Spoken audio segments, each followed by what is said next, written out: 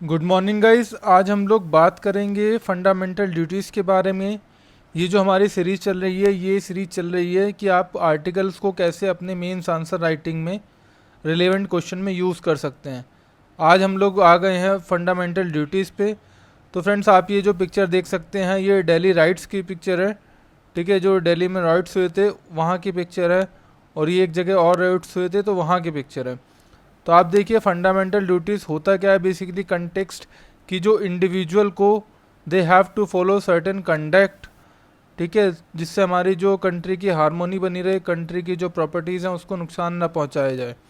तो वहाँ पे ऐसे सिटीजन्स होते हैं, उनको कुछ ड्यूटीज़ वगैरह फॉलो करनी रहती है।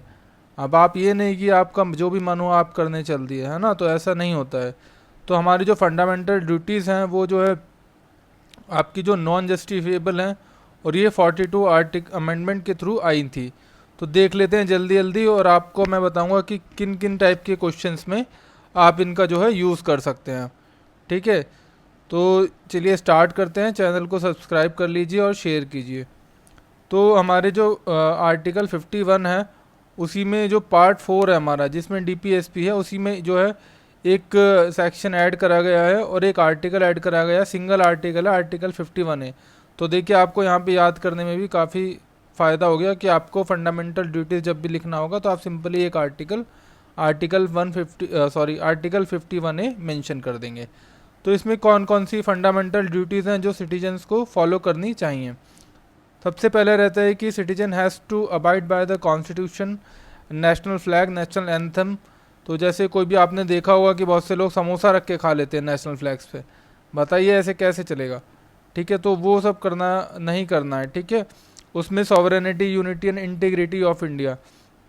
तो आप जैसे अगर आप PSIR के स्टूडेंट हैं तो आपको सॉवरेनिटी एक इम्पॉर्टेंट हो जाता है। तो वहाँ पे आपको जो क्या करना होता है, ये आर्टिकल वहाँ पे आप मेंशन कर सकते हैं कि under fundamental duties the citizens has to protect the sovereignty. तो people to people is also the responsibility.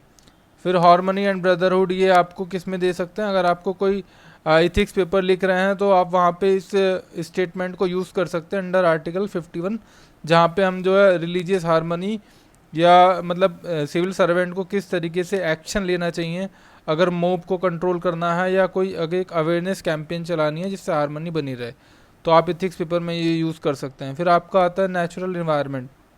Environment आपको पता ही है आजकल क्वेश्चंस काफ़ी पूछे जा रहे हैं, तो वहाँ पे आप इसको यूज़ कर सकते हैं।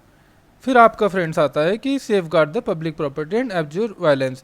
ये आपने अभी देखा होगा न्यूज़ में काफ़ी, जैसे अभी उत्तर प्रदेश में भी देखा गया है और दिल्ली में भी देखा गया है कि जो लोग क्या कर रहे हैं कि पब्लिक प्रॉपर्टी को हार्म कर रहे हैं। जैसे आपने देखा होगा अभी दिल्ली में जहांगीरपुरी का एक केस आया था, वहाँ पे लोगों ने पब्लिक प्रॉपर्टी को ठेस पहुँचाई थी, तो उसको अवॉइड करने के लिए ये आर्टिकल है।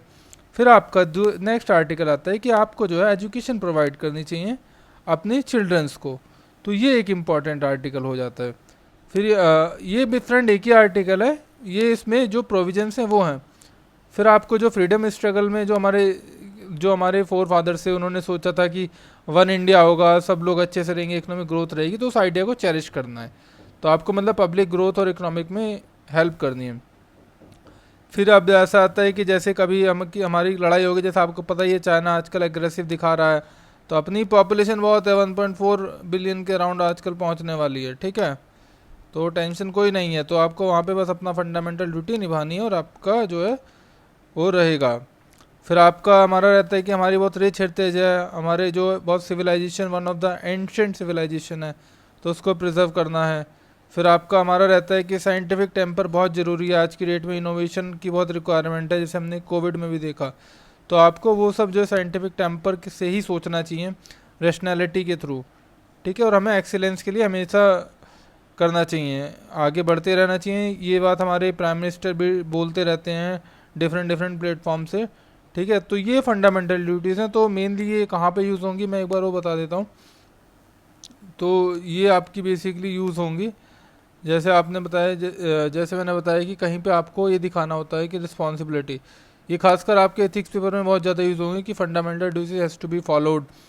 फिर आपका जहाँ पे आप वे फॉरवर्ड दे रहे हैं तो, और कुछ क्वेश्चन उससे आ रहा है डैमेज